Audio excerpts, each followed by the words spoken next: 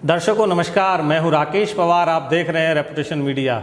दर्शकों, reputation media के programme खास शख्सियत में आपका स्वागत है और आज के प्रोग्राम की खास शख्सियत हैं मोनू तोमर। दर्शकों, मोनू तोमर आज़ाद समाज पार्टी के उपाध्यक्ष हैं मेरठ जनपद से और आज़ाद समाज पार्टी की राजनीति आजकल कर रहे हैं। तो आज हम उनसे बात करेंगे, जानेंगे उनके जीवन सफ़र और जो राजनीति के क्षेत्र में वो आए हैं तो उनका राजनीति के क्षेत्र में आने का उद्देश्य क्या है, उन सब तमाम बातों पर उनसे बात करेंगे। तो आइए बात करते हैं मोनू तोमर जी से। तोमर साहब नमस्कार। नमस्कार जी। कैसे हैं आप? मैं ठीक हूँ। तो आप आज़ाद समाज पार्टी में जिला उपाध्यक्ष हैं मेरठ से जी। तो बेसिकली आप रहने वाले कहाँ के हैं? मेरा बेसिकली हम मेरठ ज़िले से रहने वाले हैं।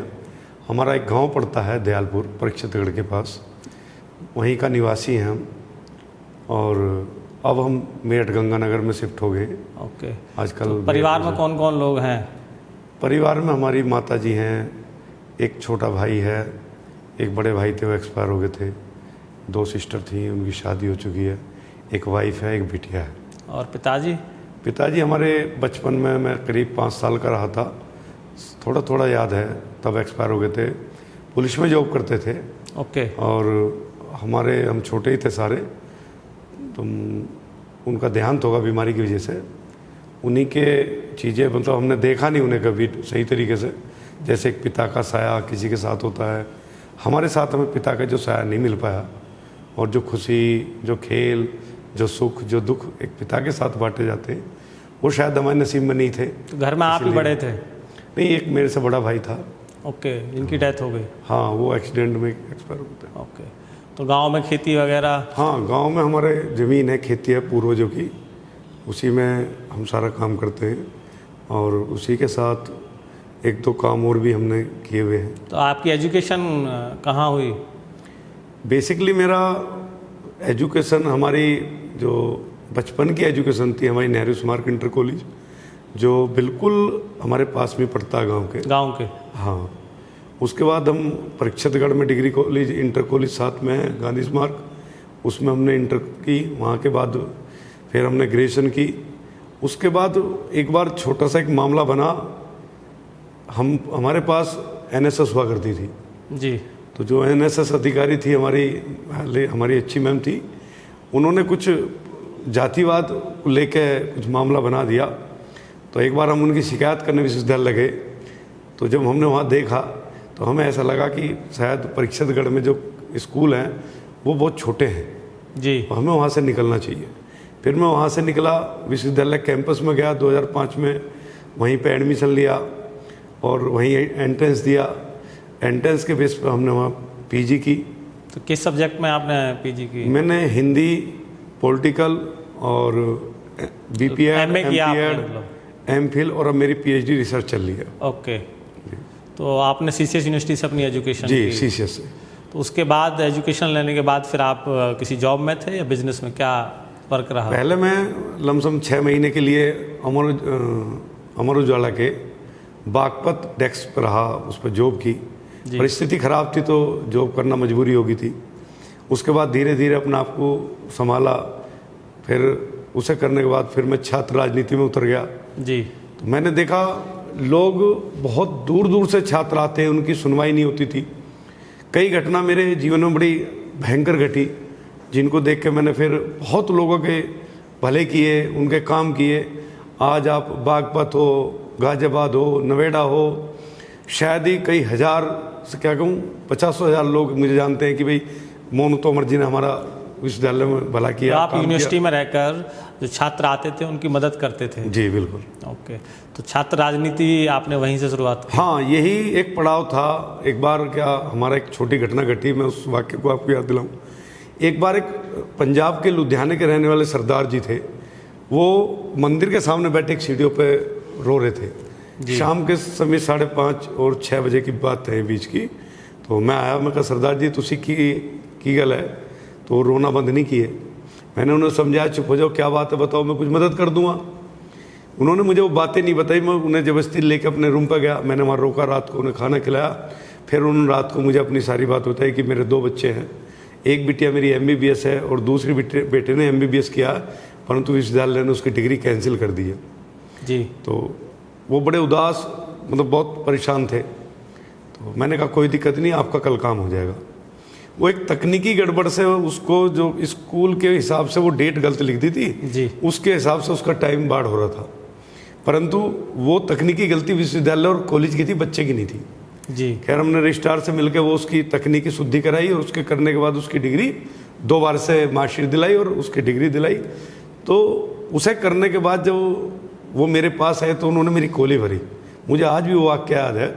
उसके 10 दिन बाद वो अपनी वाइफ के साथ आए और मेरे लिए बहुत सारे सामान लाए और हॉस्टल में मुझे दिए और ये कह के गए कि बेटा तू दूसरा बेटा हमारा, कभी जीवन में तेरा कोई ना हो तो तेरे लिए मेरे घर खुला, मेरा घर आधा तेरा।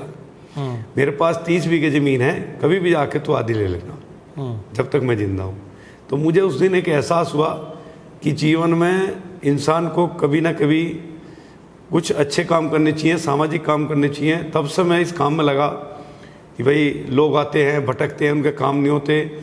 विश्वविद्यालय स्तर पर, जिला स्तर पर मैंने बहुतों की मदद की और किसी की मार्कशीट, फार्म, ये मतलब कोई भी तरह का काम हुआ कभी किसी को मना नहीं किया और ना आज तक भी करते हैं। तो वर्तमान में आप अभी क्या बिजनेस कर रहे हैं, क्या कर रहे हैं? हाँ, वर्तमान में उसके बाद हम जब विश्वविद्यालय छोड़ा तो सबसे पहले शादी होगी, तो उसके बाद हमने एक महाविद्यालय का नींव रखी।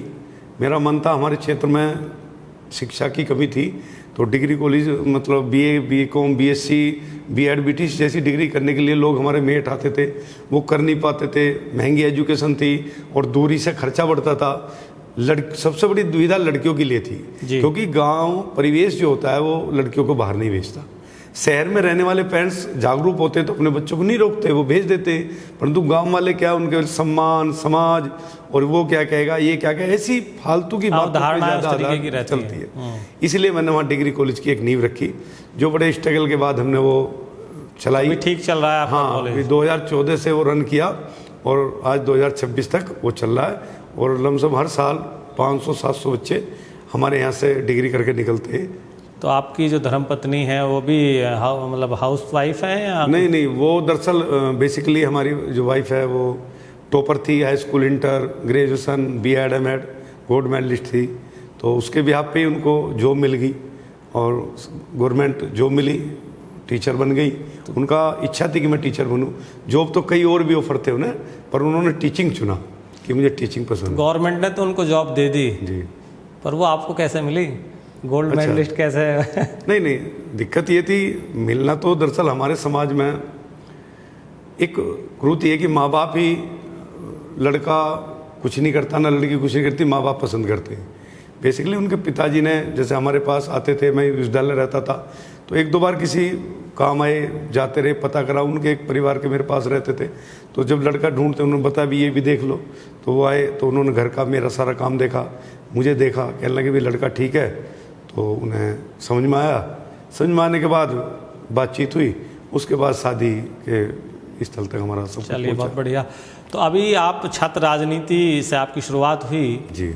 तो जब आप अब राजनीति में आए हैं, जो मेन स्ट्रीम पॉलिटिक्स में, तो आपने आज़ाद समाज पार्टी ही क्यों चुनी?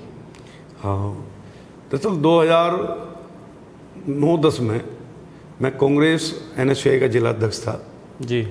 उसके साथ रीता बगन जो सी प्रदेश अध्यक्ष थी। तब मैं बहुत सक्रिय राजनीति, छात्र राजनीति में बहुत तेज़ी से बढ़ रहा था जी। बढ़ते बढ़ते बहुत अच्छे स्तर पर चले गए थे। चलने के बाद कांग्रेस धीरे धीरे सत्ता से चली गई। हमने अपना रुख थोड़ा बिजनेस की तरफ कर दिया, अपने काम की तरफ कर दिया, पारिवारिक जिम्मेदारी आ गई, शादी होगी, पारिवारिक जिम्मेदारी की तरफ चले गए। खैर, राजनीति में जुड़े रहे। मेरा बचपन से एक मन था कि व्यक्ति किसी की सेवा कैसे कर सकता है, किसी की मदद कैसे कर सकता है। उसके 2 ही रूप हो सकते हैं, या तो आप आर्थिक रूप से इतने मजबूत हो किसी की मदद कर दो, अगर आर्थिक रूप से आप मजबूत नहीं हैं तो आप मदद नहीं कर सकते, या आप सामाजिक और राजनीतिक रूप से इतने मजबूत हो जाओ कि आपकी फ़ोन कॉल या आपके कहने की वजह से दूसरे का भला हो जाए। तब मैंने देखा कि राजनीति में, मेरा पहले से छात्र राजनीति की थी, मन भी रहता था कि राजनीति में आऊँगा, एक दिन कुछ बनूंगा तो लोगों के सहयोग करूँगा, मदद करूँगा और अच्छी चीज़ें समाज को दूंगा। अभी पीछे मैं जुड़ रहा क्षेत्रीय राजनीति और से उठ के जिले की राजनीति पे मैं आया तो आज़ाद समाज पार्टी में भाई चंद्रशेखर आज़ाद जी के साथ मैंने पार्टी ज्वाइन की और उनसे मैं प्रभावित भी था।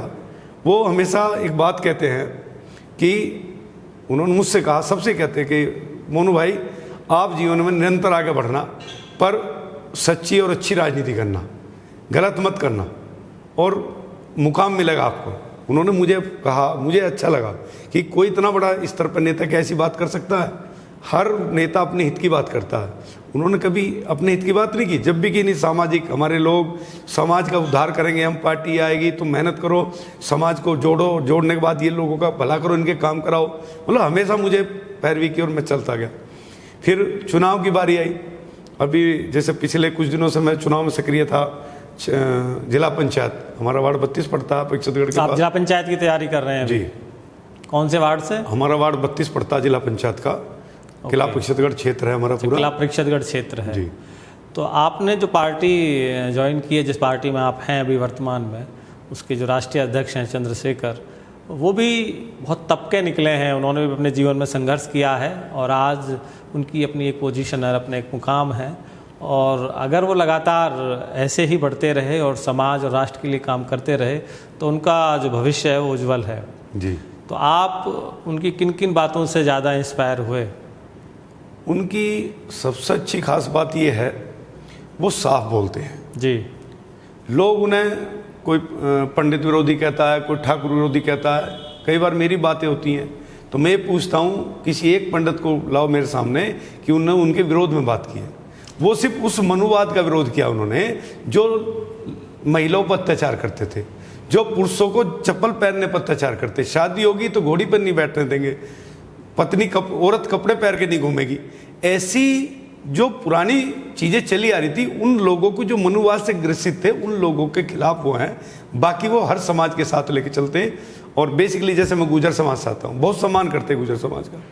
और ये मैं छाती ठोक के कहता हूँ कि जितना गुर्जर समाज के लिए उन्होंने संसद भवन में हमारे उठाया, हमारे लिए आवाज़ उठाई, रेजिमेंट के लिए हमारे लिए बात की, मीर भोज की, हमारे पार्टी के एजेंडे में और पार्टी के बैनर में हमारी दो गुर्जर आपको दिखाई देंगे। आप कभी देखना। गुर्जर चंद्रशेखर आज़ाद की भी तो बहुत मदद करते हैं गुर्जर। हाँ, मदद इसलिए तो करते हैं कि सामने वो हमारे साथ खड़े हैं और वो गुर्जरों को सम्मान देते हैं। गुर्जरों को सभी को सम्मान देते हैं। राष्ट्रीय महामंत्री भी हैं, क्या नाम है उनका? हमारे भाई हैं, बड़े भाई हैं जो आजकल भाटी जी नोएडा से राष्ट्रीय महासचिव हैं। भाटी जी का नाम पूरा क्या है? रविंद्र भाटी। रविंद्र भाटी, ओके। तो वो पार्टी के बहुत मजबूत नेता हैं। जी। तो अभी आप जिला पंचायत की प्रिपरेशन तैयारी कर रहे हैं, तो आपका जो क्षेत्र है उसमें लगभग कितने गांव लगते हैं? हमारे जिला पंचायत में 18 गांव हैं। 18 गांव हैं? जी, 18 गांव में हमारी तैयारी है। तो अगर आप जिला पंचायत सदस्य वहाँ से बन गए तो क्या क्या क्षेत्र में आपकी जो समस्याएं हैं उन पर किन किन मुद्दों पर आप वहाँ काम करेंगे? अगर मैं जिला पंचायत बनता हूँ और राजनीति में आता हूँ और हमारी पार्टी सत्ता में आती है तो उम्मीद करता हूँ सबसे पहले मैंने जो अपने मैनिफेस्टो या मेरा मन या मैंने क्षेत्र की जनता से जो वादा किया है, सबसे पहला ये कि हम एक वहाँ मिनी स्टेडियम बनाएंगे। ग्रामीण परिवेश के जो छात्र हैं वो फिजिकली मजबूत होते हैं परंतु आगे नहीं जा पाते। उसका रीज़न ये होता है कि वो लोग स्टेडियम तक जाने में सक्षम नहीं है, इतना पैसा नहीं है, तैयारी करने की व्यवस्था नहीं है। हम उसे अपनी गवर्नमेंट के तौर पर या अपने तौर पर उसे बना के तैयार करेंगे। वहाँ हमारे किसान भाइयों के, मजदूर भाइयों के जो बच्चे हैं वहीं तैयारी करेंगे और देश में वो अच्छे मेडल लाएंगे और आगे जाके हमारे देश का नाम ऊँचा करेंगे। ये मेरी इच्छा है। अभी जो आपके जिला पंचायत के 18 गाँव हैं उनमें आपने दौरे अपनी शुरुआत कर दी है, तो वहाँ क्या क्या जो गाँव के लोगों से आपका इंटरेक्शन होता है तो क्या क्या मुद्दे आपको वहाँ दिखाई देते हैं? सबसे पहला मुद्दा तो शिक्षा जागरूकता हमारे यहाँ कम है। हमारे पेरेंट्स जो माता पिता हैं बच्चों को पढ़ाते तो हैं पर एक्चुअल में उनके साथ खड़े नहीं होते। ये बड़ी भयंकर समस्या है। मैं कई बार कहता हूँ कि जब तक एक बच्चे के साथ उसका पिता खड़ा नहीं है तो मैं जानता हूँ वो बच्चा कभी आगे नहीं बढ़ता। बच्चा ग्रेजुएशन कर लेता है, उसके बाद घर है। क्यों? असलियत में इसकी सरकार ने शिक्षा को कमज़ोर किया। आज की मैं मानता हूँ आज के दौर में सबसे ज़्यादा सरकार को, माता पिता को बच्चों की शिक्षा पर जोर देना चाहिए। उसका रीज़न ये है, अगर बच्चे शिक्षित होंगे, बच्चे अच्छा काम करेंगे तो शायद हो सकता है देश का, समाज का एक उद्धार होगा। आप देखिए हम जिस चीन को गालियाँ देते हैं, जिस चीन के लिए लड़ते हैं, आप वहाँ के युवा को देखिए। वहाँ का नॉर्मल युवा भी फैक्ट्री चलाता है, कंपनी चलाता है, छोटे छोटे आइटम बनाता है, एक से एक आइटम बना रहा। हमारे देश में सबसे ज़्यादा सामान आज चाइना से आ रहा है। वो चोरी छुपे आ रहा है, बिना टैक्स के आ रहा है या कैसा आ रहा वो मैं नहीं जानता, पर आप उन चीज़ों से कहाँ से बन का है? चाइना से। ये कहाँ बना? चाइना में। अरे जब इतना इंफ्रास्ट्रक्चर उनके युवाओं ने खड़ा कर दिया, क्या भारत में इतना टैलेंट की कमी है? बासरते अभी भारत सरकार टेक्निकल एजुकेशन पर फोकस कर तो रही है, वो कह तो रहे हैं कि भाई टेक्निकल एजुकेशन की तरफ जाएं। हाँ, टेक्निकल एजुकेशन की तरफ जाएं, ये बोल रही है, पर भेज नहीं रही है। उसे भेजने के लिए आपको गांव तक जाना पड़ेगा, उन युवाओं तक जाना पड़ेगा जो युवा घर पे बैठे। स्किल डेवलप, आप एजुकेशन से जुड़े हुए हैं, स्किल डेवलपमेंट के बारे में आपका क्या सोचना है? ये जो सरकार की जो स्कीम स्किल डेवलपमेंट को लेकर चल रही हैं, जिसमें ट्रेनिंग्स 3-3 महीने 6-6 महीने की ट्रेनिंग्स ये लोग देते हैं, उसका कोई प्रभाव पड़ता है पब्लिक में, जो मतलब स्टूडेंट्स में? मैं एक आपको बड़ा छोटा सा उदाहरण बताता हूँ। एक मिस्त्री का बच्चा जब अपने पापा के पास बैठता है तो मिस्त्री बन जाता है। एक नाई का बच्चा जब अपने पापा के साथ दुकान आता है तो नाई बन जाता है, पर उसके समय लगता है 2 साल 3 साल और वो बन जाता है। आप कैसे उम्मीद कर सकते हो 3 महीने में आप उसे इतना डेवलप करके भेज दोगे? 3 महीने में तो सीख नहीं पाता, इतने तुम से वापसी कर देते हो। प्रॉपर टाइमिंग, प्रॉपर तरीका जब तक स्किल डेवलपमेंट में नहीं मिलेगा तब तक समाज में एक चीज़ पैदा नहीं होगी। आप नए इंजीनियर पैदा कीजिए, नई टेक्नोलॉजी लाइए, उन्हें व्यवसाय दीजिए, उन्हें पैसा दीजिए काम करने का। अच्छा, कहने के लिए तो बहुत पैसा दे रहे हैं, आप वहाँ चले जाओ, लोन दे रहे हैं, हम फलान दे, पर सच ये कि बिना ब्याज के, बिना उसके आपने कोई लोन दिया है किसी को? बच्चा कमाएगा, सारा ब्याज भर देगा, है ही नहीं। नहीं, इनके जो जिला उद्योग केंद्र से जो लोन मिलते हैं, वो लोन तो शायद बहुत कम इंटरेस्ट पर वो शायद मिलते हैं, छूट भी दिखाते हैं, पर वो क्या परसेंट देते? बैंक नहीं देता, इतने कागज फॉर्मेलिटी को पूरे नहीं कर पाता। आज देश 2 वर्ग में बट गया है। एक वर्ग जो कॉर्पोरेट वर्ग ऊंचा चला गया, जो छोटे उद्योगपति वे डाउन होते जा रहे हैं, छोटे छोटे कारोबार सिमट गए। आज स्थिति ये बन गई है कि छोटा आदमी बिना लोन लिए काम नहीं कर सकता। आप उद्योग को बढ़ावा देना चाहते हैं, उन्हें ज़मीन दीजिए लीज पर। किसे दे रहे हैं? किसी को नहीं दे रहे। इतना पैसा होगा जब मिलेगी। अब उसके पास पैसे ज़मीन में लगाए या उद्योग में लगाए। आपके क्षेत्र के जो लोग हैं उनके लिए क्या मैसेज देना चाहेंगे आप? मैं तो बस ये मैसेज देना चाहता हूँ कि जो आज वर्तमान सरकार है, जिस चीज़ का रवैया चल रहा, जिससे आज पूरा देश देख रहा है, मैं तो ये संदेश भी देना चाहता हूँ कि भाई जब आप वोट मांगने जाते हो तो आप घर घर जाते हो। आज देश को ये सोचना चाहिए कि आज 30 बच्चे मर चुके हैं, उनकी ओर नहीं देख पा रहे। एक लड़की मर गई कल, उसकी ओर नहीं देख पा रहे। अरे जब तुम अपने इन भविष्य के लिए नहीं देख रहे तो आप कल किस मुंह से जाएंगे उनसे वोट मांगने? ये समाज को देखना होगा। कल अगर आपके पास आते, एक समाज में आते, आपके लिए जो खड़ा, जो एजुकेशन के लिए काम कर रहा, जो छात्रों के लिए काम कर रहा, जो समाज के लिए काम कर रहा, उसके साथ समाज को उठना चाहिए और देश को उठना चाहिए। मैं चाहता हूँ। रेपुटेशन मीडिया के जो दर्शक देख रहे हैं उनके लिए भी कुछ कहना चाहेंगे आप? वैसे तो हमारे बड़े भाई हैं और समाज को एक रेपुटेशन मीडिया के थ्रू जो नई जागरूकता और नई चीज़ें आपने दी हैं, नए नए ऐसे लोगों को सामने आप लाए। कई बार आप बहुत छोटी छोटी चीज़ निकाल के लाते। आज तक इस पर किसी ने शायद काम नहीं किया कि एक आम वर्ग पर उसके जाके उसकी पारिवारिक स्थिति, उसकी आर्थिक स्थिति, उन नेता का क्या महत्वपूर्णता थी, वो कैसे नेता बना, इस पर किसी ने काम नहीं किया। आपको इसके लिए मैं धन्यवाद देता हूं कि आपने एक जीवन की जीवन शैली जो आपने दिखाई है, उसके लिए बहुत बहुत धन्यवाद। आपकी टीम को बहुत बहुत धन्यवाद। और मैं उम्मीद करता हूँ समाज को शायद इससे एक मैसेज मिलेगा और जीवन में अच्छी चीज़ें सामने आएंगी। चलिए साहब, मोनू तोमर जी, आपसे बात करके हमें बहुत अच्छा लगा और आप आशा है ईश्वर से कि आप आगे प्रोग्रेस करें और आपका जो जर्नी है वो आगे वैसे ही बढ़ती रहे। तो दर्शकों, आज के प्रोग्राम में बस इतना ही। आप देखते रहें रेपुटेशन मीडिया। मैं हूँ राकेश पवार। नमस्कार।